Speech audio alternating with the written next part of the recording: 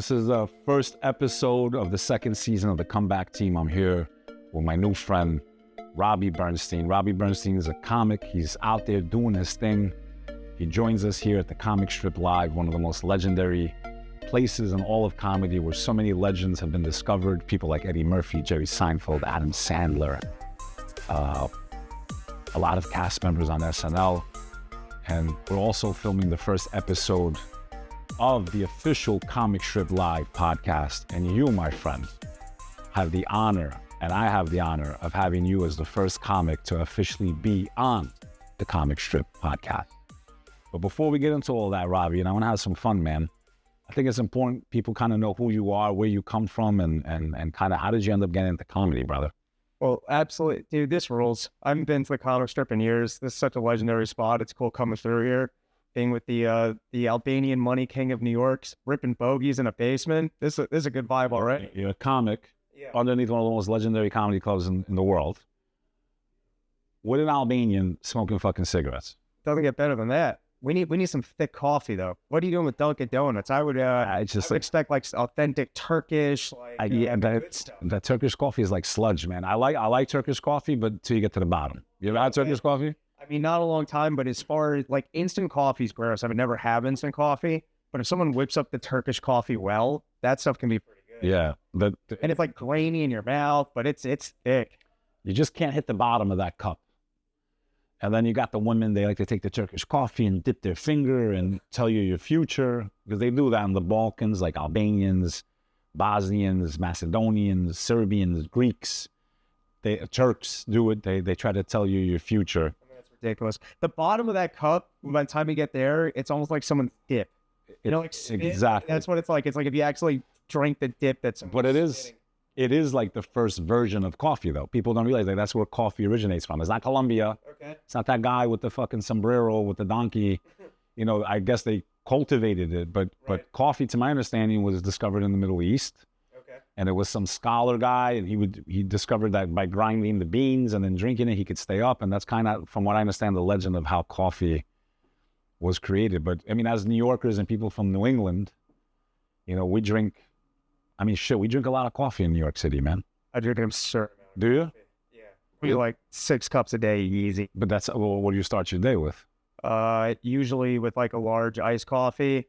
That's the first one at 8 in the morning, another one at 11, another one at 1, another one at 4, one at 8. What's good about it, I've noticed, is that it kind of kills your appetite, man. Helps you stay, you know, like I just lost like 70 pounds. Really?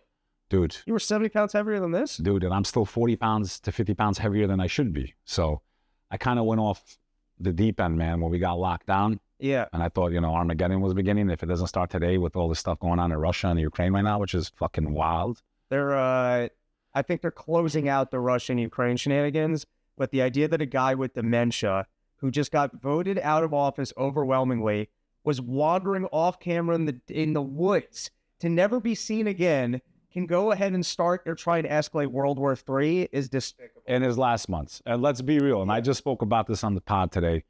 It's like that analogy. I've worked many jobs in my life. I was in the corporate world. I worked at Bank of America, Chase. I worked for HSBC. I worked for Hilton. I worked for Marriott. I worked for, I've done it all, bro. And that's the life of a salesman, right? Yeah. It's like every time I quit a job, and I never went out quietly, by the way, Robbie. You know how they say, be respectful? I swear to God, I never quit a job. You burn bridges on the way out. I burn them like a motherfucker. Can you tell me some of your burn bridges? I have the greatest resignation story ever. Lay them on me, because I've always been so polite on the way out. And I think legally, I'm okay now. I think, yeah, it's been over a decade. Like flip a desk, or you call it? No, I did much greater than that. Oh, lay it on me. And the reason I always burned bridges when I left jobs was... So it's over. What? Make sure it's over. I can never come back. I have no choice but to move forward. Burn the fucking boats, bro. Like they said, like Tony Robbins, right? Burn the boats. When you're going to take the island, you burn the boats. You're either going to take the island, there's no retreating back into the ocean, right? And I've always felt like that about life. But it's always because it wasn't that I was an asshole. I mean, most people would say I look like one and sound like one, but I always felt so disrespected, man. Like I took my work very seriously. No matter where I went, I always believe you put passion into your work. You're there anyway. Right. That's why I hate people, like you go to Starbucks or you go somewhere and they're just, you could tell like, okay, like they're miserable, right? I was miserable in a lot of my jobs, but that's not the customer's fault. I'm still getting a paycheck. And if I'm going to be here anyway, and I have to be here, no matter what, I have to be here for the next 8 hours, I might as well put my best effort into it, because what bad can come from that? So many young people, I think, they don't realize, like, you're working a job, you're miserable. Yeah, but you being enthusiastic, you being full of good energy, that customer might fall in love with you. And if you work in a bank, he comes in every day. He's like, you know something, I really like you, kid. You want to come work for me? I mean, it happens all the time. People don't realize you're always on stage. Even if you're not a comic or an actor, you are on the stage of life. You never know what person might interact with you and change your life. Each person you meet is like a portal to another dimension. Like, you should always be on your A game. I took pride as a waiter. I used to make money, brother. I used to walk into and serve, and I would run. They would see me sweating, and I did better than all the other waiters. It wasn't a competition, but I'm there anyway. Whatever shit job you have, I share the exact philosophy as you, but whatever shit job you have, if you show up every day and you go, I'm going to do this shit job well, you're going to be the one guy that gets out of that shit job. Facts. You have a winning mentality. Exactly. And it's not about the shit job that you're working. It's the fact that you can clock in every day and you can do that job well. And you'll graduate from it because there's no reason for you to do a shit job well. I agree, man. I think so many people got it backwards, man. And listen, I know what it's like to They think someone's going to just... Everyone, you know what it is? People are very mechanical, and they like being just told to do something and thinking that things will passively happen to them. And that's not the way the world exists. You have to actually, you know what I mean? Yeah, I'm big into this. You have to have some intentionality. You got to actually have an idea of where you want to go. You got to take steps in that direction. I'm a sales guy also, so I've read all the sales books, and I believe that shit, like, it's true. I've seen it in my own life. If you're just going to float around and meander without goals, and you think someone's going to magically come around with a wand and go, I'm picking you, and I think that you can do this thing well and make a lot of money, it will never happen in your entire life. Very rare.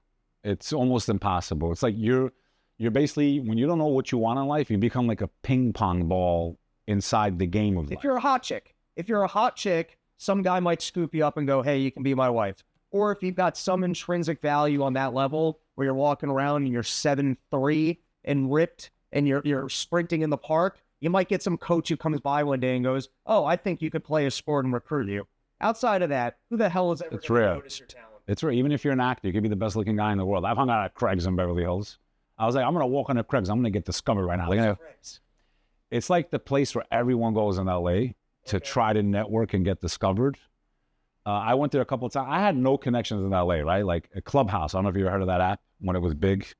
I'm just saying, to me, this all sounds like gay networking. Yeah, so... Sound like the old apps for finding men. That's just what I'm hearing. I'm not saying that's what it is, but it's what I'm hearing. So, yeah, What was the other thing called? It's like an Irish bar, and the food is, no offense, Craig, the food's like, okay. It's better than Irish bars here, I'll tell you that. What were you trying to do that you were never... No, but they make it sound like, they are there. You walk into this place, all the execs are there. Thursdays and Fridays, you have all the writers from Hollywood and all the agents and all this. You're trying to produce. I wasn't trying to do shit. I just said, let me go hang out here and network, see what the fuck I can drum up in this place. Okay. I figured I'd walk in, I look like fucking Tony Soprano. I'm going to get scooped up in 2 seconds for some kind of movie, even though I'm not an actor. But we all have those weird fantasies, I guess. Of when I was young, I was like, I could be a good actor. I'm so happy that I'm kind of Insta-famous for being me, man. That's what I like what you do, like comics. I respect them more than acting. You're out there, you're using your name, for most of you use your own names. You're saying shit that applies to life. You get backlash sometimes. Like you guys are like holding your, quote unquote, holding your balls and talking to the world. And I do it in a different way. I'm not on the stage doing it, but I think it's so much cooler that like we become popular or known for what we actually believe, And I have some friends that are like radioactive right now, and I'm sure you do too in the comedy world. But what you were saying before, I just wanted to hit it. You hit it right on the head. It's something I always say to my people. The hardest part of life is not making it. I was lost for so long. The hardest part of life is knowing what you want to do. And once you figure out what you want to do, now you're aiming your energy and your, this inert energy, and you start. I should have been doing what I'm doing a long time ago, brother. The universe, God, was telling me what to do all along. I just didn't want to listen. I was listening to my dad. No offense to my dad. I love him. They don't always know what's best for us. They judge us through the lens of their life, their experience. I don't know what you went through when you became a comic or how your family took that. And I want to get into that. But when I started doing my podcast, everyone was bashing me. You're an idiot. You're making a fool of yourself. Here I am, 5 years later, billions of views, top 2% of all podcasts in the world. And we're growing every day. And every day I get messages from people that you changed my life. Like, it's just crazy to me, man. So I wish I would have listened to myself more earlier on in life. And I should have been doing this a decade ago, man. You know, I feel like once you find what, and I always knew, man. Everyone's like, well, let's put it this way. In my 8th grade book, most likely to have his own talk show. High school. Talks the most, but he says the least. But they gave me best dressed too. Okay. They didn't give me best looking. They gave it to some Indian kid they felt bad for. So, but I don't know. Did people used to tell you, hey, man, you're kind of funny or you're hilarious? I mean, did you have any signals to you that you were going to end up in comedy? I knew that I loved it, and I was more interested in like television, writing, or radio, but stand-up you could just do. I think the first open mic I did was here. Gladys used to do it, and that was before I even starting comedy. It was between high school and college. I just showed up once, and I loved it. And it took a little while to actually get going and get started, but with stand-up, you could just show up to open mic, you could just do it. And if you rock it, you advance, basically. Yeah, but no one could tell you couldn't do it, so you're doing it, you know? It's like radio. I don't know how you get started in radio. I gotta go get some job and an internship, and I gotta do it, you know what I mean? Stand-up comedy, you could just show up and you could do it, and if you just keep doing it, you could keep getting better. And so that's what I loved about it. So how old were you when you decided I'm gonna go into comedy? Formally, I started in college. I must have started my junior year when I was about 24, and I'm 36 now, so about 12 years. So you're in 12 years. Yeah, I'm doing it. And it's all you do? Well, I still have, I'm coming to the end of a sales job, which luckily I'm very good at sales, so, you know, it's almost passive income at this point. I've got really good relationships. Would you not say that in the sales role, and yeah, and I also my background, I mean, I sold, brother, everything. But the hardest thing I ever had to sell, and I was a master, timeshare. I sold timeshare, brother. I did $120 million for Marriott in a single year with my team. I was running a floor for them, and dude, I crushed it. Never had a complaint, never lied to a customer. That industry is notorious. I'm not saying Marriott because they're a much better brand, but you have a lot of companies out there that are literally beating up old ladies for their retirement money. I mean, you've seen that they made cartoons on South Park about it, you know? And the industry is like that. Like, you know, I never saw the need to be like these people. I feel people that have those types of hard selling tactics are not talented salespeople. They're either forcing a product onto someone that doesn't really need it, or they're lying to get the sale. I know girls that are driving Ferraris today. I won't mention their names. I worked with them. You know who you are, lying to people, and you think you're talented and you sleep at night, but you're not. You're a fucking crook. It's like the Wolf of Wall Street. He could have used his power during that time for good. Instead, he was using it for bad. And I've met him. I know him. I actually have his cell phone. I can call him probably if he picks up. But Jordan Belfort, like, he even says, if I just would have used this talent for something good, you know, he wouldn't have went down that dark path. I agree with that 100%. And there's a good Zig Ziglar book. I don't know if you've ever read any Zig Ziglar books. But he's a legend, bro. He's a legend. And I haven't read all of his books, but he's a legend in motivation and sales. And I mean, I could talk sales all day, but I read this once, and it was a paragraph. If you don't love what you're selling, don't sell it. You have to believe in it. But what he was saying is it's a power. And like, for example, there could be the nerdiest person in the world sitting right here who has the cure to cancer. And he knows how to cure cancer, but he doesn't know how to sell it. And so some sales guy can team up with that guy and use your power for good because someone needs to actually sell it. Or you can take your power and use it for bad, and you'll lose your soul because everyone who does that, then the only thing you can do is spend your money on stupid horseshit to try and make yourself and bag bitches, bro. Because you stole from people. And then bag bitches. It does not feel good. And on the same note, if you're actually creating value for people, I think it opens up more. It opens up doors. The best one, by the way, Jordan Belfort's book, The Wolf of Wall Street, that and Spin Selling might be the two greatest sales books of all time. And then I would say Never Split the Difference. Oh, that's an excellent book. But The Hostage Negotiator, right? Yeah. But you also need to read. Excellent book. Never Split the Difference pairs very well with Getting to Yes. Those are two opposite. And there's another one coming out. What, from him? No, from Bek Lover. It's called Sell or Die, the greatest sales booking course ever written. There you go. I'll read it. By the most talented salesperson on earth. But what I was trying to get to before we went off on a tangent was, would you not agree that sales is rarely about the product? Wouldn't you agree that it's more about the connection between you and the person you're trying to sell, right? That bond, or what they call the warm-up. The warm-up, you know what I mean? I'm going to take the other side of this. Go ahead. And say that that's your personality in selling, that you're good at relationships. And comedy is a very powerful thing in sales, right? Making people laugh is the quickest way to make people trust you, man. It's yes and no. You got to sell in your style. Emotion backed by logic. Sure. In a nutshell, to close at least. I mean, I'm talking about on the back end, right? You have to sell in your style. And so your style in sales is that you're very good at human connections. I used both. I would make them laugh or cry. My brain, I'm actually more of an introvert and I'm more analytical. So that's not necessarily my driving point for connection. Is typically not personal relationships. I'm a little bit more Jordan Belforty. Don't go to Pluto, don't go to Mars. And so my persuasion is more, we're here to make a business decision, and I'm going to be... So you're more serious. Yeah. But with that said, I have incredible comedic talents. So, like, I know how to diffuse tension. I know how to keep things light. And welcome back from the line. I'm very good at that. And I know how to make an instant connection. Because it's, you know, it's sales can be very passively aggressive. You got to kind of push. You're going in for the close. That task tension is being raised. You can kind of feel like they're getting, you can read the body language, right? Any amazing salesperson, right, is an expert at reading body language and the eyes, right? The reaction from the customer. Okay, I might have offended them there. I better fucking backtrack. I'll tell you what I'm really good at, and less so now, but most of my sales have been over the phone. And that's even harder to do in today's world, right? That's very hard. The phone sales is very difficult. When I can decipher from people's tone of voice, the way they're asking questions, I'm like a wizard. I'm saying everything that you're talking about with body language, I can just read from tonality off the phone. Yeah, and it's very hard to sell over the phone, brother. First getting past the phone, them not hanging up, you know? Especially like when I used to be on the phone all day and like in the zone, it's incredible how much you can lock in on that. I worked in a boiler room once, man. That was not fun. For about 3 months, they were paying me $200 a week. They wouldn't even let me sit down, bro. It was like the final few months. What were you selling?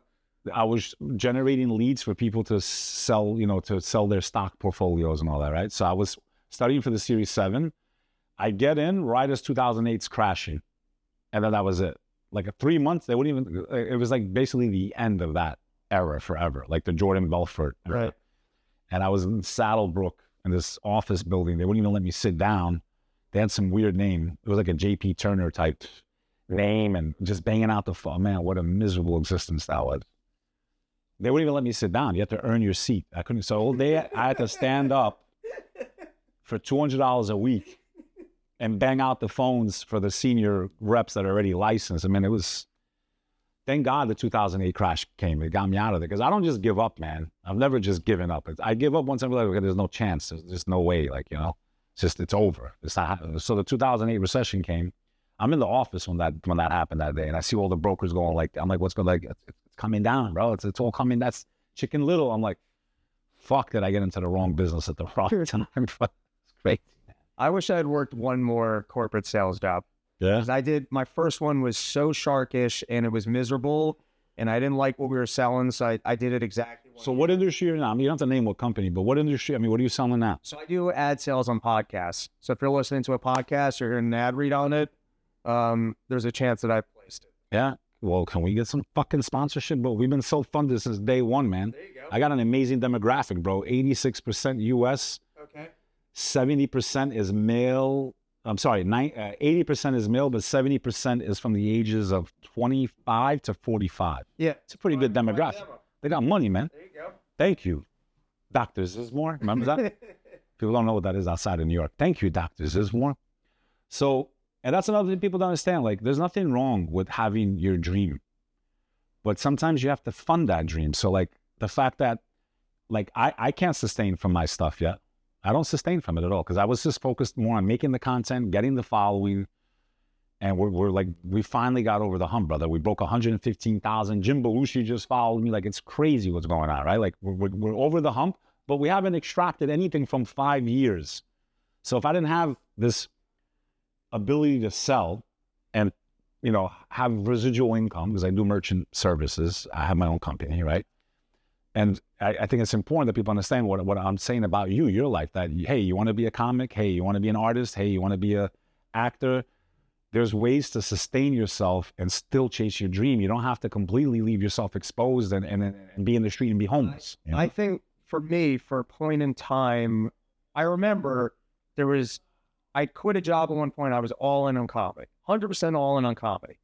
And then I found out, I would show up. I used to work this place, LOL, all the time. It was a spot in Times Square. And I used to do 15 shows there a week for like 5 years. I definitely cut my teeth in that place.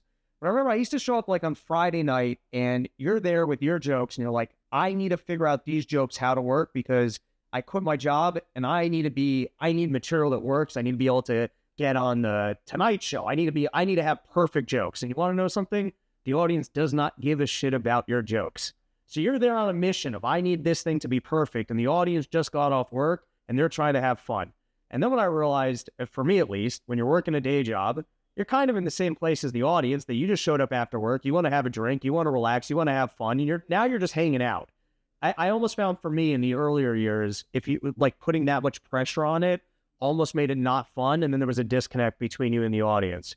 So from like an artistic standpoint, and then also in the later years, because I mean, you guys can check out my comedy. I just put out a special live from the Denver Comedy Garage, and prior to that, I did 4 end-of-year special, and I promise you, of all the comics, I did the most research on COVID.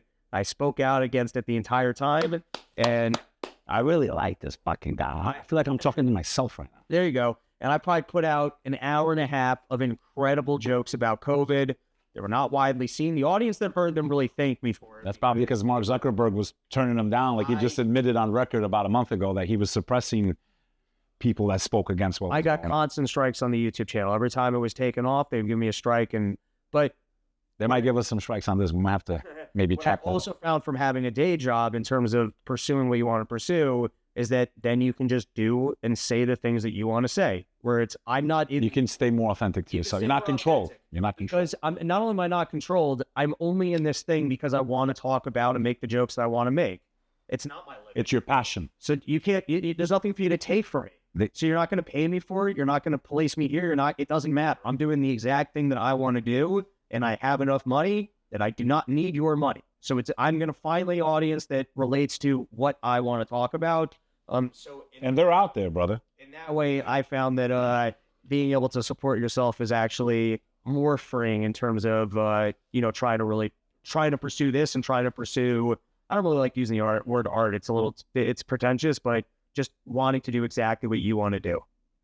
I don't think people realize how important a skill set sales really is. And this is not a show about sales, but yeah, it's something people need to learn, man. Everything is a sale. Getting a girl to come out with you, convincing your friends to go to Applebee's instead of fucking Chipotle. Like everything is this process of communicating and trying to bend people's will towards your own, in essence. I want to do this, I don't want to do that. But 3 other people don't want to do that. So who's going to be more, like everything is persuasion. Everything is, a conversation. And I think people that are introverted or very shy and haven't broke out of their shell, they just don't realize that, like, it's not comfortable for anyone. I was terrified when I started in sales. I was terrified. I started in commercial leasing in the garment district when it was the garment district. I got thrown out of every building in Midtown Manhattan. I used to go door to door. And I did depend on being funny because I started realizing I can make people laugh. They give me a few more seconds to keep talking to them before they call security and throw me out of the building. I got thrown out of 1411 Broadway by Ralph Lauren himself. I got him out of his office, though. Fucker. I got him out of the office. I got past the gatekeeper. I was like, hey, is Ralph? What were you trying? I was trying to find out when their leases expire. I didn't realize I was only 18, man. My boss was like, just go in that building, start at the top, and come down. This is like before 9/11. It was easier to get into a building. Right. And I would just go floor to floor trying to find out who's in charge of the real estate for that office and when their lease expires so we can start generating a pipeline. This is before Salesforce and all those, we didn't have money for Dunn Street and all that stuff. So we were like a little boutique, real estate firm, and they just threw me into the fire. Like, we need leads, man, And my job was, and I realized really quickly, if I don't know how to talk fast and effectively, and I was embarrassed, man. There's nothing more humiliating than being thrown out of a building, and everyone's watching you get escorted by security, and I'd wait a half hour and go right back in. But it's going through that painful process, whether it's sales or being a comedian and trying out your jokes and they're not funny. Like, cutting your teeth, that term of going through hell and grinding and trial and error until you find your rhythm. I'm ripping one of your bogeys. Let's go, dogs. Ripping bogeys in the basement. I didn't smoke for 11 years, brother. I had a rough couple of years. A very serious relationship in my life ended, and I started smoking like a chicken. So it speaks to But I want to quit, though. I want to quit. Those are I tried those for the first time, actually. Danny Jones, man. Shout out to Danny Jones. You got to go on his show sometime, too, man. He's dope. He's got a huge following. He does really serious. You know where I found sales kind of helping most in life? Because I am introverted, but I'm not just introverted. I mean, you really don't come off introverted at all. I mean, obviously, we're on a podcast, but you're more quiet. I guess the term introvert, we think people that talk less and listen more, I guess is really the best way to define it. Is that what you mean? Because you don't seem introverted to me. You seem very outgoing and very easy to talk to. And that's totally a learned skill. What I mean by introverted is if I have a night that I'm not doing comedy, I would rather sit at home than go to some social function or a party. I've started becoming like that now. I had FOMO my entire fucking life. I was very extroverted. I always felt like I would hear the sounds of outside and life, and I'm like, my God, I'm in this box. I'm home.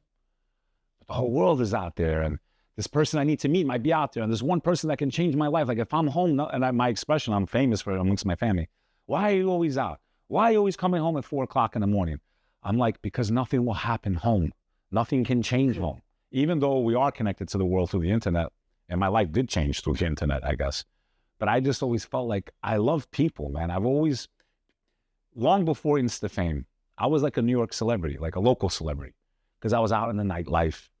I met everyone. The Albanian money king. Everywhere, meeting people. There's not a rope I can't cross. I haven't drank in over, a decade. I stopped drinking. I don't drink alcohol. But that's, I just love being with people, man. And then I kind of went the other way. Honestly, my feeling like that changed during the lockdown. Because I started realizing just how many people are so stupid, bro. Like, seriously, I could not believe what I was witnessing. Like, we were living like in an Orwellian nightmare for a couple of years. I was walking around Manhattan with a sheep's mask. Not to the cameras, to push back against what I consider tyranny. I can't walk into this business because I don't have a V card? Like, really? You're not even here legally, you motherfucker. Go make me... No, I'm serious. I walked into this diner on 34th Malibu, I think it was, a Malibu diner. The guy's like, you have the card? I have my trench coat. I open it up. I'm like, yeah, it's right here. I grabbed my sack. I said, it's right here. I said, who the fuck are you? I said, you're not even here legally. I said, you don't even have a fucking green card. I said, you're going to ask me for... if I got this in my arm, if I got the jab card, really? I said, this is how it's going to work. You're either going to make me my cheeseburger or I'm going to fucking slap you. And when you call the cops, they're going to arrest me. And because they run this city worse than Gotham City, I'll be out in a half hour and I'm going to come back and slap you again. And I'll be out 30 minutes later again because now this is the new New York. So what do you want to do? Want to make the cheeseburger? You want to get? He's like, sir, I'll make you the cheeseburger. Sometimes people don't realize when you are having your rights trampled, being 6'2" and you got to push back, bro, sometimes. Yeah. Like what went on during that time period was not normal. And I think comedy, people like Andrew Schulz, people like you, people like Sam Tripoli, shout out Sam, I haven't met you yet. I know we connected on IG. I feel like God's bringing like your network to me and we're meant to see each other one day, Sam. Owen, Benjamin, people may not agree with what some of these people say, but you have to respect the First Amendment, man. And I think what comedy did, the Podfather. Let's talk about the Podfather, bro. Joe Rogan. Bro, forget comedy, forget the UFC, forget all of that. What this guy did for our country, man, and I'm not just saying it to brown nose. I'm not saying it because of what he did for the podcast industry, because to me, he's the Podfather, bro. He brought life to this industry, bro. He's literally the Podfather. But sticking up for the First Amendment, man, bringing these critical conversations. I mean, the impact you comedians have had on protecting the First Amendment, man, you guys are on the front fucking line, man. I have so much respect for comedians in a way I never thought of until everything that happened in 2019. Like everything you guys are calling and criticizing and putting under your scrutiny with your humor was such a beautiful way to reach people who really were closed-minded, man. And I'm not a Republican or I fucking hate them both, bro. Both did. I'm talking about both parties. I'm not talking about the actual individuals. There's some good and bad in both. They both destroyed this country, in my opinion, in different ways. One was warmongering for the last 25 years in the Middle East. The other one is trying to destroy us from inside and make us question, in my opinion, logical shit, bro. A boy's a boy, a girl's a girl. I mean, everyone has their rights, and I'll never trample on people's rights. As an American, you can live your life however you want, but why are we having conversations about private parts when we're literally on the verge of World War fucking III right now, literally? Private part, private issue, man. Do what you want to do. Why is this so hard? You want to fuck dudes? Fuck dudes. You want to fuck girls? Fuck girls. As long as you're not touching kids, or in my opinion, sexualizing them, do whatever the fuck you want as an American. You have that right. And I have the right to live my life the way I want. And, you know, I'm a little more on the religious side. I believe in God, and I'm a little more, you know, spiritual in that aspect. And these faiths, Judaism, Christianity, Islam, Hinduism, these are ways of life also. So our way of life shouldn't end where yours starts. As Americans, we're all equal.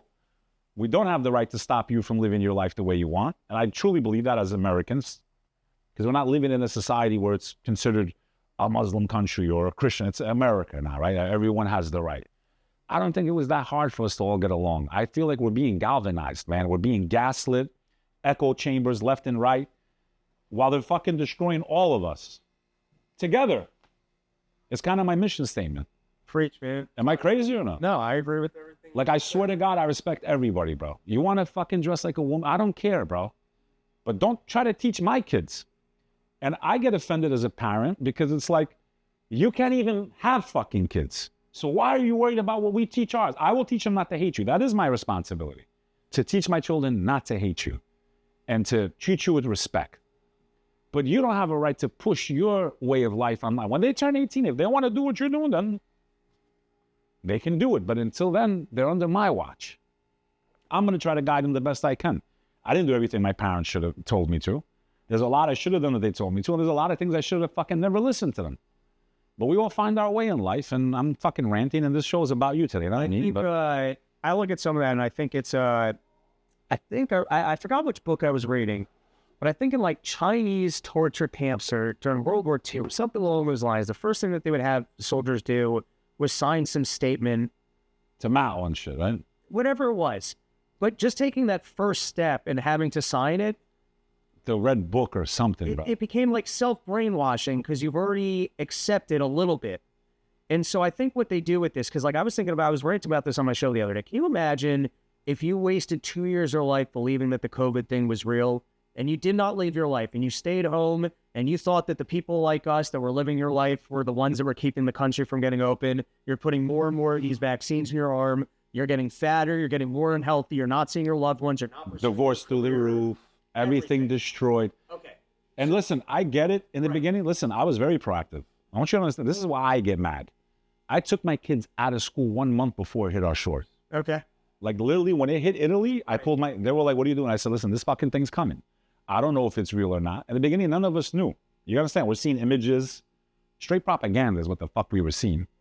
They're airing scenes of Italy and America. It was not even in America at that point. I lost family and friends that were thrown on ventilators. Okay, in my opinion, they would be here today if they didn't go to the hospital. Okay? But in any event, forget all that. After I realized what the fuck was going on, when you see Gavin Newsom, Nancy Pelosi shutting our lives down, our businesses destroyed my life. Okay? They destroyed my life at that point. Financially, I got hurt very bad during that time. I'm in the hospitality world. Not just that, but I'm out and about. No more wheeling. No one's here in New York. You saw what they did to our city, brother. I still, like we all have PTSD, man. We don't even realize it. Women, I saw search, results, 33% suffered mental breakdowns after that whole period. Like they literally lost their minds because it's not normal what happened to us. But what makes me angry is that no one's demanding justice. No one's demanding justice for our dead, for what happened to us, for our businesses that were lost. When we know this thing was funded overseas and it's all out in the open now and nobody wants justice for their dead. Which is crazy. It's like a Stockholm syndrome where it's a self-brainwashing. And I think the powers that be know that the more that they can make you to do a grand gesture in their name because they've convinced you that something's right. That you're righteous now. And for obeying them. For obeying them. Once they have you like that, it's like a demonic possession. And I think a lot of people never break out of it. So they haven't, bro. They haven't. They're still under the spell. So bought into what was the woke ideology that you actually allow your child to change their gender. Before the age of reason. Before the age of reason. They don't understand even right from wrong. But you're a person who's preaching that and trying to make it available for other people. Think about just the way that human beings don't really change. Once you get there, they own it. I mean, you're the system's bitch for life now. The more that they can make you do a grand gesture that doesn't make sense, such as listening to the news and staying in your home for 2 years, being convinced that Trump was a Russian asset. And Miami was lit during that time, bro. I was flying every weekend to Miami, bro.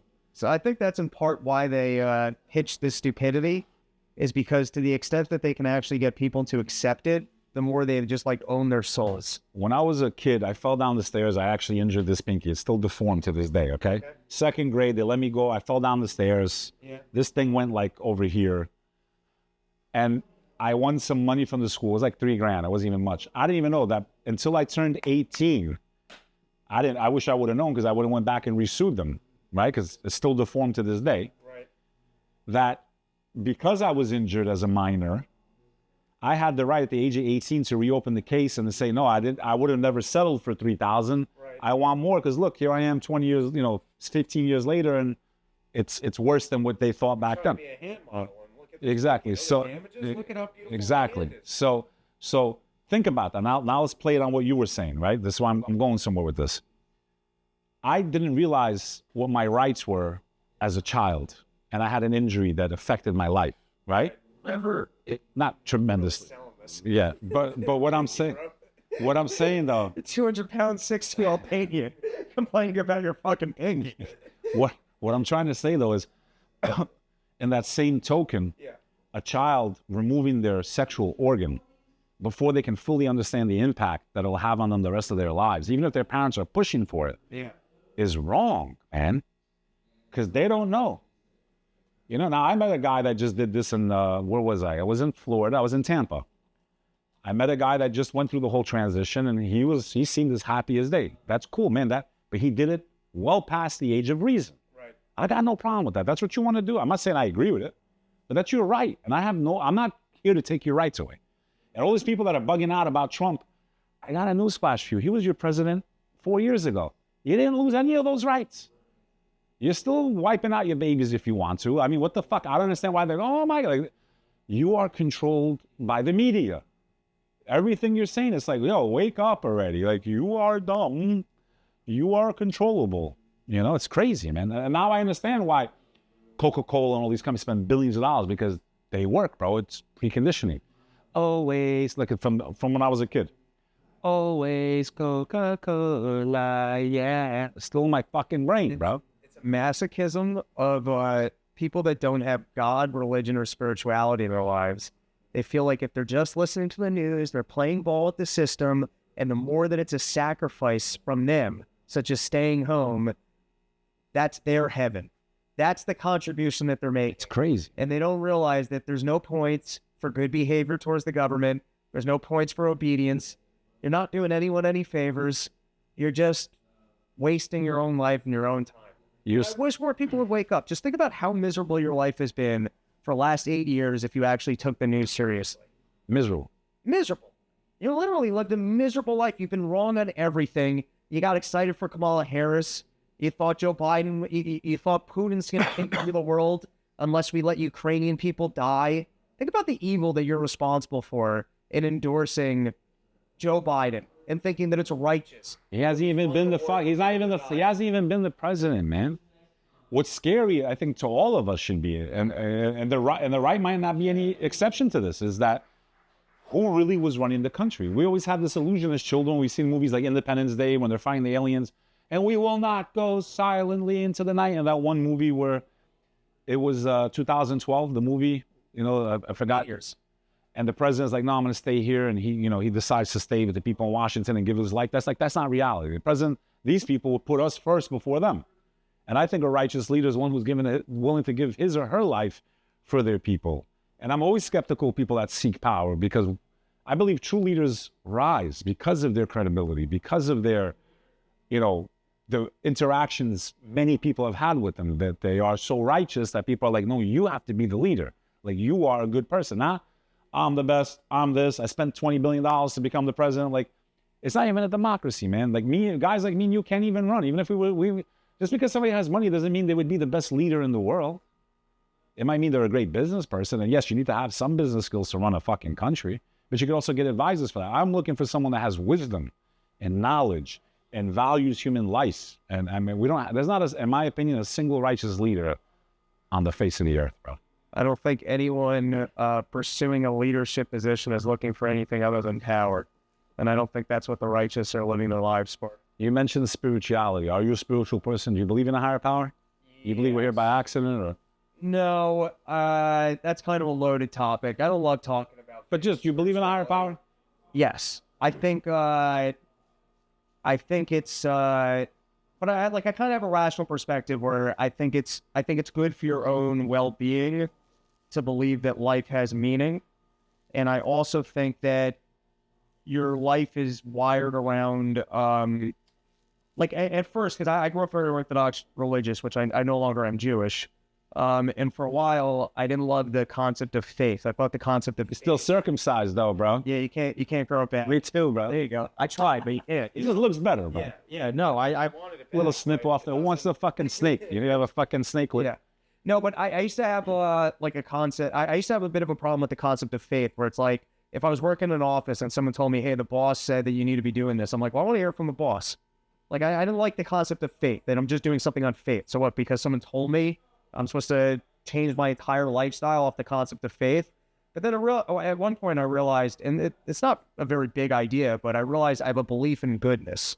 And then I just believe that for some reason, it's worth it for me to be nice to people. But I realized that's a belief. So once I opened up my mind to the idea of I've already made a decision around a belief and not purely the way... I can't tell you that you're better off being a good person versus pursuing power. I can't tell you that. In fact, there's a lot of reasons why you could say, hey, if you're the biggest piece of shit sociopath and all you care about is power and you lie, cheat, and steal to whatever extent you can, there's people who live their lives their way. That's how they become president. So the point I'm trying to say is that if you really think about your own decision-making power, your own decision, there is no pure rationality. At some point, you're making decisions around belief. And so once I've kind of opened up myself to that, I think that you'll live a better life believing that life has meaning and that you can draw from power beyond yourself.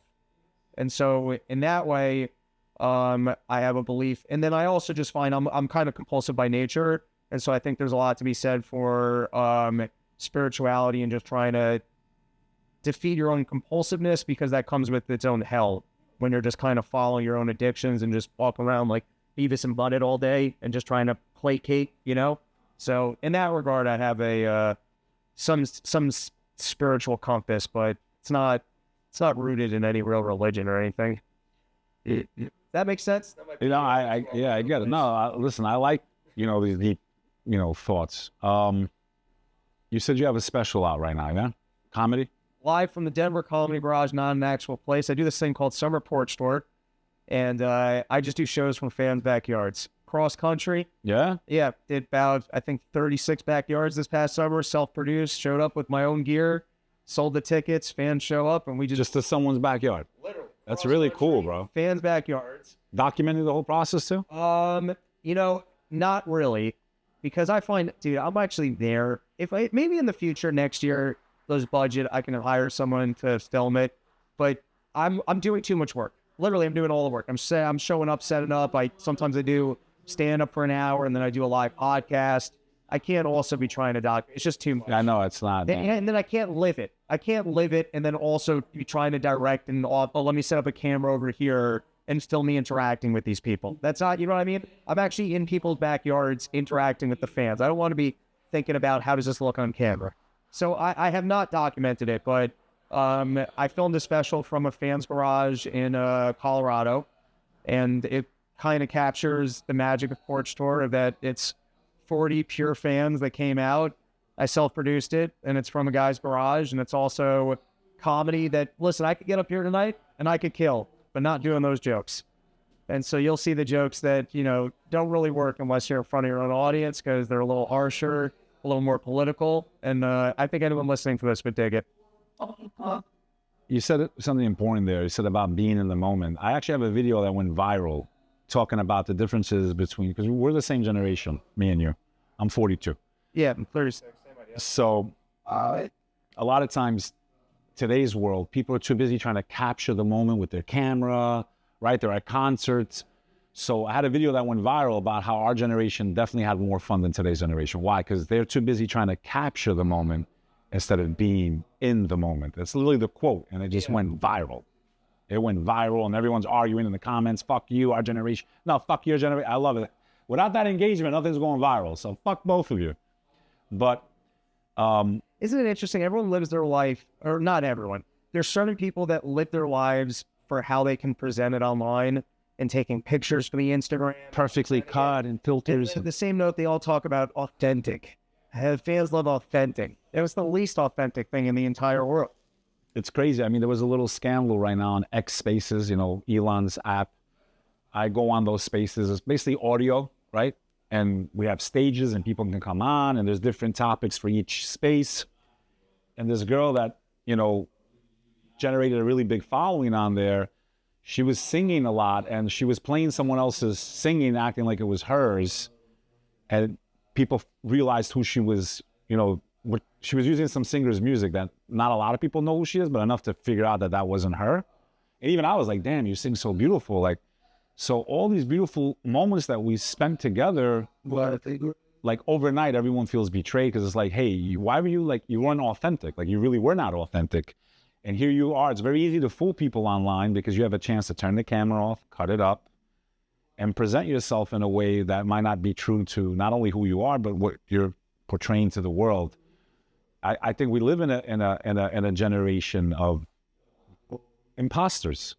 One of the top guys on X is someone that was thrown off of another app for laughing on camera. He was recorded about how he was scamming the same people that trusted him. And he's literally the #1 guy on X right now. Host, I'm not going to say his name. Fuck him. I used to co-host with him too. You know who you are. You're a fucking piece of... There's videos of him laughing. And now he's the #1 guy just because he got to X Spaces sooner. I should have jumped on. I would have beat his ass. Not physically, but I would have beat him at that game. I was one of the biggest guys on Clubhouse. Clubhouse was the predecessor of X. During the shutdown, everybody was online because it was an audio app and we were having these discussions. They threw me off just because I hosted a room. Is another lockdown going to happen again? Just having open conversation about the world we were living in at that time and what might be coming next. And I got penalized, not because I said anything wrong, just for allowing people to have those discussions and we could all voice our opinions, man. I mean, it's absurd to me that this happened and that people were cheering on people being silenced. You know, far left is happy that the far right can't talk. And, you know, I'm against people, you know, spewing violence and hatred, but at the same time, nothing is more dangerous and leads to violence than censoring speech. That's a fact. That is a fucking fact of history. You know, my background, I was born here. My family had to escape communist Albania. My grandfather fought to this until they ran out of supplies. So I was born here because my family was silenced. My family was killed. My dad's side of the family was massacred in 1998 in the Kosovo War. I know what it looks like to be in those societies where you're not allowed to talk, where the police will roll up in the middle of the night. And it's like, I see my fellow Americans cheering this shit on just because they don't agree with the other view. But what they keep forgetting is that it's only a matter of time that they flip that same power on you, you fucking idiot. That they have always used one group to silence another, and then they turn around and silence your stupid ass, you fucking idiot. Ask anyone that supported communism if they would have done it again. All those societies, Soviet Union, communist Albania, which no one could go in or out of communist Albania. No one was allowed. You wouldn't have had Dennis Rodman fucking playing basketball with Enver Hoxha. They would have put a bullet in his fucking head. No one was allowed in or out for like 50 years. Ask those people. If they're being honest, they'll tell you, brother, never again. They were scared to talk in their own homes. I swear to God, my cousins that lived through that were scared to speak inside of their own home to their own family how they really felt. That's fucking wild to me, bro. And we got people cheering this on. And I'm going to shut up here. We need to have a real conversation because just because we have X for now doesn't mean that we always will. It could be one switch of a button. Someone buys the company, whatever. There needs to be a serious discussion, of some type of legislation that protects free speech on all social media platforms because they have become the public squares. Color revolutions have started because of what's happened online. Whether it's foreign powers interfering or pushing certain agendas, free speech must be protected on the internet because it is the new public square. So, yes, I understand these are privately owned companies or publicly traded companies, but there needs to be some legislation that if you are allowing people to speak, that free speech must be protected. Otherwise, you're not allowed to even be in business in the United States of America. I think they want to be communists in other countries, cool. We've seen the impact. And when you have someone like Mark Zuckerberg admit on record last month that the Biden administration told him to suppress discussion and debate about what happened to all of us in 2019. He admitted this, which is, to me, he must have known that he's in a lot of trouble because he's like backpedaling. I mean, why did he even come out with that? Why did he even tell us that he agreed to suppress us talking about what was going on unless A, it has that type of impact on society, B, the government was controlling him, which he admitted to. I mean, this is fucking wild. And no one's talking about this? Like, I mean, some people have. It seems to only be the right. Is that why they're called the right? Because they seem to always be fucking right when it comes to these subjects. I just understand what's going on, my brother, and it's scary to me because we're not out of the woods. And just because Orange Man won doesn't mean I feel any safer or secure, because we lose these rights, brother. Gay, straight, black, white, we're all fucked. There's no chance of making things better.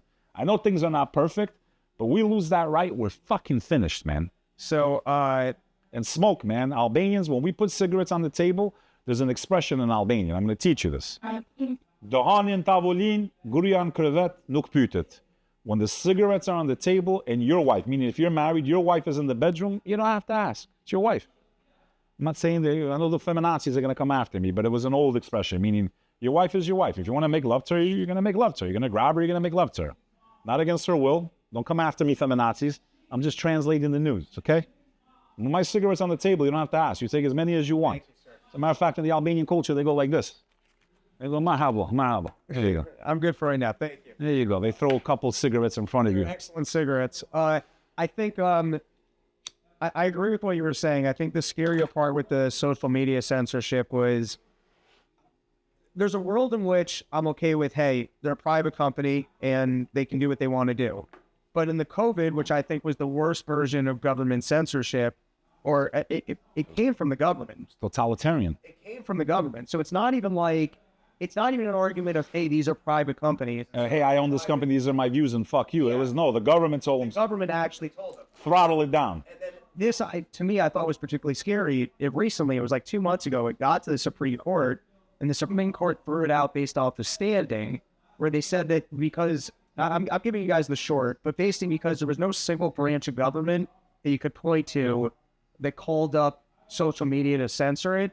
So, like, they said the case lacked standing. But I read that, and I was like, wait a second. You also just told the government how they can always do this, which is as long as somebody else makes the phone call every time and makes the threat, so then you're telling me that the government can never be held accountable. So I've said, I think what needs to happen with government, and I've learned this from the COVID, is that I call the Clear Authority Act, which is they're very good at making threats. So, like, for example, even with the mandates, you get Fauci on the news, I never forced you, man. I never forced you. It's like, yeah, no, you did. You called up corporations, and you made it so that doctors would lose their licenses. You had companies telling people that and then all of a sudden, when it turns out they're wrong, they go, force, it didn't come from me, it came from them. Force, we never forced. Yeah, my ass. Clear authority. You have to tell me you are forced to do something under this authority. And he's recorded saying these things. We're going to make their life hell. We're going to do this. If it turns out that you were wrong, then there has to be accountability. And that's how you unwind this thing where they just get to thread it. And like the work that James O'Keefe did. Right? James O'Keefe. Even with the social media stuff, it's like they were calling them up, we really prefer if this isn't here. Or, hey, we think this is dangerous if this is here. And then we really like it if you would give the FBI access. We're looking over this information. We think that this could be bad. Private conversations. You need a fucking warrant for that. So all of a sudden, if you're over at Facebook, you're like, we better listen to them. And then when it starts unwinding, they go, well, we never told them they had to. It's mafia shit. It's when the mob boss pulls you in and goes, hey, I'd really prefer if you didn't have a store on the corner competing with my store. And then years later, I never told him he couldn't have a store there. I told him I'd prefer not to. So because you had 3 Googles. We know what you were really saying. Government's very good at that. With just a little intimidation tactics. You'd really prefer it if you didn't do it. All right, then I won't do it. Well, I never told him you didn't have to do it. But they know what they're doing. They're very good at passively aggressive. Yeah. Subliminally. If you don't do this, we're going to break your fucking legs without saying it. Yeah, hey, do you want us to change the legislation so that you can't have your business anymore? Hey, do you want us pulling you into Congress and reviewing this? You got to take your hat off to someone like Ian Smith, the guy from Jersey, Attila's Gym. I had him on my podcast right when he was in trouble. Yeah. Everything dismissed. which means he's probably going to have counter lawsuits. And all those people that stood strong, they walked out of their jobs, they all got paid the money they were owed. The problem is most people are cowards because they don't want to feel pain. In America collectively, a lot of us, because I do consider even the ones that are wrong, our brothers and sisters as Americans, they don't understand how serious this is. Right. That there's no way out of the mess we're in without some type of pain. Even our economy, all this debt and all this stuff. We're going to have to go through some serious pain to get this country back on track. We're in a lot of trouble. So unless we do that, unless we do that, there's no way out without pain. And everyone's trying to kick the can down the road. And the more we keep doing that, I mean, you're talking about catastrophic pain. So it's like, that's really what the issue is. Nobody wants to feel the pain, or they know something's right, but they don't want to be the one to stand. And what makes me hurt the most is when you see someone actually standing for it, not backing them up. But more and more people are waking up, and they're starting to support these people that fall. I love James O'Keefe, man. That's his name, right? James O'Keefe, the guy that was at Project Veritas, and then he left, and he did all that undercover work and got the guy in New York, the CSAR that shut New York City down, and he admits on record that he's having orgies while we're all supposed to be in lockdown. I mean, this is like, when you hate what they told you to hate so much that you can't even acknowledge the truth. That they destroyed our city, put us down, destroyed our businesses. I know people that lost everything. I know some Greek guy, one of my fans from Long Island, he lost everything. I agree. He lost his diners. His wife left him. It destroyed people's lives, and they were having fucking orgies. You had Gavin Newsom. No, I was outside. He had the mask. He was inside with no mask. Nancy Pelosi at the fucking salon. I mean, how many times are you gonna let them spit in your face? And you sat there, good obedience slaves. They sat there, it's for your own protection, but I guess they were immune. Like, when do you wake up? When do you have any type of pride? I call out the right too when they're wrong, brother. I never agreed with any of their wars. Well, that's Afghanistan. Yeah. Okay, what the fuck? I was underneath the World Trade Center when it got hit, brother. I don't feel vindicated or justified. 25 years of war, 1 million dead Iraqis. And that's when I realized we can't hate other people based on the actions of their governments. I have no more control over this fucking government. I voice my opinion. I stand for what I think's right. I'll go to a protest if I'm against something. But in the end, they're going to do what they do. We have to try to keep them accountable as citizens of that country. But just like I say, if you're an Iraqi, I didn't agree with what they did. Now, I wasn't a big fan of Saddam's. I do think he was a dictator, tyrant, tortured his people, gassed the Kurds. He did a lot of fucked up shit. We did a lot better getting rid of him so that ISIS could come through. But I would ask myself, they can answer this better, because me and you don't know. We don't live there, but I've never been to Baghdad. I don't fucking know. I know my cousin that was a Marine feels like he was used. He feels like he betrayed some of the people that worked there, that he promised America won't leave you. Right. He had to sit there and listen to this Iraqi police station that he was training get annihilated. And he was dying to get off the base because he is a warrior. He is a Marine, however they say that thing. And he wanted to go and fight with them side by side. And he said, we fucking betrayed them. I had to sit there and listen to them calling radio after radio. Please come off the base. We're in trouble. We're fighting them. They were being overrun by insurgents. Because Iraq was a fucking battleground of like 20 different countries basically fucking going at it. And the vacuum of power. So it's like, there's nothing black and white, man. And that's all they try to do is make everything black and white, gay and straight. Muslim, Christian, Jew, this, that, kill each other, fucking hate each other. And they're fucking all of us. Left and right. They're fucking, they're having a good time with all of us. That's basically my worldview in a nutshell, bro. So I don't know if you still want to talk to me after the show. But that's kind of where I'm at, man. And we're talking the same language, my friend. So this whole comedy thing, man. Yeah. Besides running your own shows, which is awesome. Yeah. And that takes skill and work. And to even have that type of a following where you can just literally show up. You ever had any weird experiences, like scared, or you showed up to a fucking neighbor's house, there was like 25 naked women, like anything cool you could tell us, man? I wish, it's particularly naked women. I'm sorry, I don't know. Are you married or anything? I don't know. I'm not. I'll tell you, this is where I'm psychotic. The only thing I get scared of is sometimes when we book these gigs in remote locations, I'm like, this just speaks to how crazy I am, is I'm like, I'm going to show up, I'm going to get to the house, and it's going to be the CIA. So you've been very vocal this whole time about it. Yeah, about everything. I have no concerns whatsoever that some random fan is trying to kill me. We've done, I mean, I get threats all the time. I don't give a fuck, bro. We once had where it was rainy, and so we ended up doing the show from the fans' living room. It was 50 random strangers in a random person's living room in Birmingham, Alabama. We're in the guy's house for 2 hours. Not a scratch. Yeah. I mean, it was almost beautiful in a way that 50 random people that listen to the show could show up. And he didn't even know who those people were either, A right? random person's living room. That they don't even know it themselves. Everyone brings their own beers. We had a blast for 2 hours. Everyone left. No problems whatsoever. It's in part, though, because I don't advertise outside of the podcast. So if you're showing up, that means you're a fan of the show or you're a friend of a fan of the show. And that everyone that's listening has at least a like-minded sensibility, which seems to bring out good people. So I've probably done 200 of these yet, and we have to have a problem. Wow. Yeah. So you think you're close to the end of the sales journey and going full? Yeah, I think come next year, I got enough income coming in from the podcast, and for my own mental focus, I think, unlike what I was saying years ago, where it made more sense to have a job and not have that pressure on comedy, I think now I got to be all in. And because I'm always working, and sometimes I think I'm not working my day job, and then I try to take a break, and I realize how many calls I'm taking all day, and still just wheeling, dealing, and dealing with this, dealing with that. So I think I'm at the point now where I'd like to get that off my plate, which is in part because I do. How often do you film your pod? I mean, I'm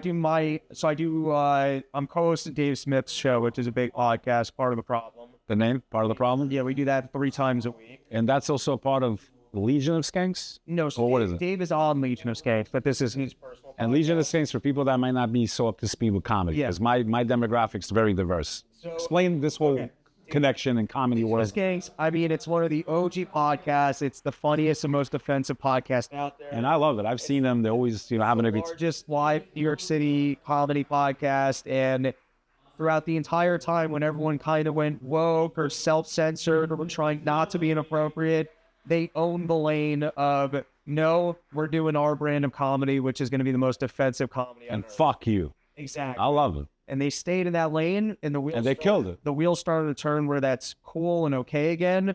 But through the entire time, which was just 2, 3, 4 years ago, we're making a gay joke wasn't allowed.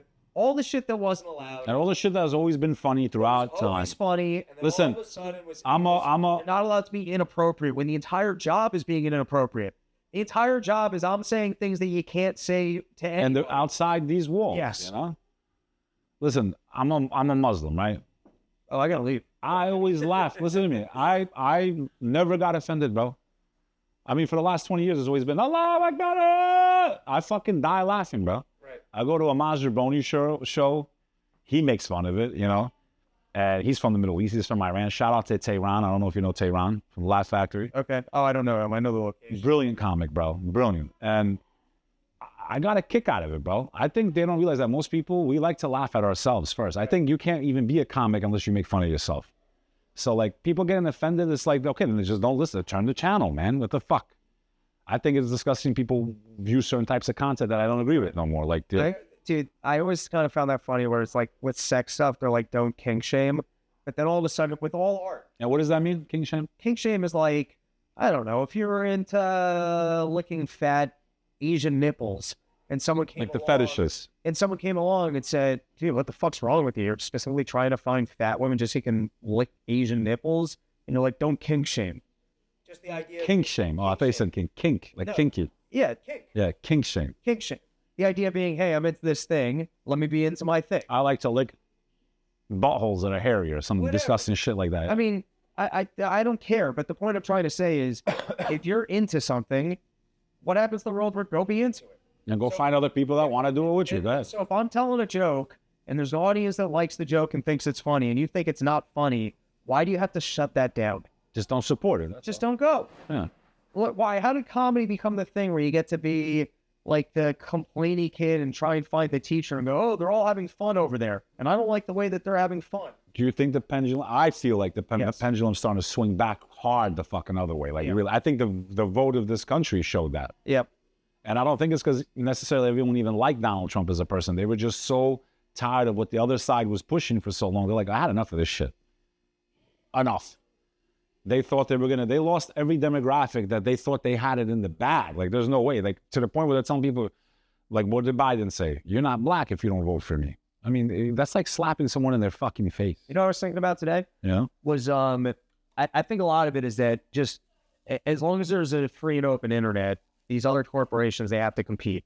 And so for like a while, even like take Comedy Central, they were trying to platform the woke stuff, but go woke, go broke. And at some point, people like me could self-produce their own special. Not that many people saw it. It's from like 25,000, but like it killed Still, Tony. it's a fucking stadium. But like a Kill Tony is killing it. You know, so, but here's what I was really thinking, because I think part of what they were trying to do, and there's this old story that basically the CIA was buying the Jackson Pollock artwork. And the reason why they were doing it was because they wanted to make it seem like we were beating the Russians in terms of the era of modern art. And so we're putting all this money into Jackson Pollocks, they're putting all this money into the Andy Warhols, because if there's money for it, then all of a sudden that's what's esteemed, because look at how much interest there is in this thing, but it was fabricated. And so I know that the government has a play of pumping money into specific things Agendas. to try and make it seem like that's what's more in demand in the market, and that's what people are holding in high regard. And so that's what they do with the big budget from the news agencies. That's what they do when they platform something, and that's why they try and censor everything else out. But I was thinking about this in the car ride in today. You look at how much the news has lost the marketplace. The news, Credibility, respect. Right. But their product is supposed to be giving you information. And so if for years they're lying to you, and you're actually able to get good information online, why would you go to the news? They're literally not. Now everyone's on X. What the product is supposed to be. Now imagine if we actually change the law that the pharmaceutical companies are not allowed to advertise on these networks. So at least for the last 10 years, what they were making, they had $1 billion in ad revenue because the pharmaceutical companies and basically Boeing, here's what's going on. They're platforming it with a ton of money so that they can be there and go, look, we're the credibility source. And the only thing that they have is that there's all that money behind them to create the illusion that they're the credibility source. And the authority. Yeah. It's like any other scam. If I were to go buy a $3,000 suit, a Rolex, and a Lamborghini and show up in front. Like these wealth gurus online, that half of them are fucking broken in real life. Exactly. But that's what they're doing, is that they've got all this money backing them, which is what gives them a little bit of glimpse of the credibility, is that their production value and the fact that they're CNN. But what happens if they've already lost so much credibility, they've lost so much of their audience. What happens if we take the funding out? They're done. They're done. How are they going to compete with me? They're all in trouble right now, too. Yeah. They're all in trouble. Earnings-wise, everything down. I do not watch them anymore. If I want news, I'll go on X. I have the content creators I trust. Right. I have some news, that I'll look at with a grain of salt, but I don't support them. I follow it in an interesting way, which is because, it's my job. I talk news and politics, but there's the tea leaves of what they're reporting on and how they're presenting it. And particularly if every single day you look at like the front pages from the major media companies, you turn on your CNNs and you just see what they're trying to pitch you and how they're trying to pitch it, it gives you a lot about the way the regime and machine is working and what they're trying to sell. So in that regard, it's fascinating to me to kind of follow what they're still running with, because like they can lie about anything. So it's like when they're focused on a particular topic, it becomes interesting. Why are they focused? Yeah, why now? Why this? Yeah. What do you think? I was kind of pissed off, man, about the whole RFK thing with the cheeseburger. I hosted some spaces with him, too. Shout out to my man, Augustus. We were on X spaces. So, Eating a cheeseburger? but it's just, for me, it's like, listen, were you doing it to mock us or mock the left, or why mock any of us? Knowing how divided the country's been. Okay. This is where I get angry. And I made a clip about the picture of him on the plane. Yeah, that, and then also the time at the rally in MSG with Tony Hinchcliffe. Nothing against him. He's great. I understand why he does what he does. He's a roast fucking comedian. I get it. I was just upset because I was like, it's just not the time or place. It didn't affect the vote at all, clearly. And I understand free speech. I just feel like there's a time and a place for certain things. And I just found it, I don't know, for me, it was a little, and I'm dark humor as it gets. The darker, the fucking dirtier, the fucking, So I got ADD, just to stay focused. So for me, I just feel like I feel like the timing sometimes and the things that they do, it's just like, to me, it's like, I understand that a lot of these people have been attacking us. And I say us not because we're right or Republican or anything. It's just people that stand for free speech, people that want to have these debates, people that want to, like you ran on Maha, Make America Healthy Again. I was involved in a lot of this. I had spaces that I was co-hosting and participating with RFKJ, RFK Jr., right? For me, it's just like, why even take the fucking picture, man? Like, I get it. I understand, like, what's the big deal? But they don't. Right. Do you understand? And all you're doing is fueling them again. And I want this division. I know we'll never all be completely on the same side, but I feel like why? Just because they were low, and they were low, bro. What I went through to not have a mask on my children's faces with asthma, bro, I stood by myself against an entire school, brother. Okay, I suffered. My kid every day was crying because I would not allow him to walk into that building, so he did not have to walk into that building without a mask. Right. My 7-year-old kid who had asthma, I wasn't making it up, medical exception, Blue dye from China in front of your face. Okay, that his doctor said, better for you. His doctor said, under no circumstances can your son obstruct his breathing. I'm a fucking dad, bro.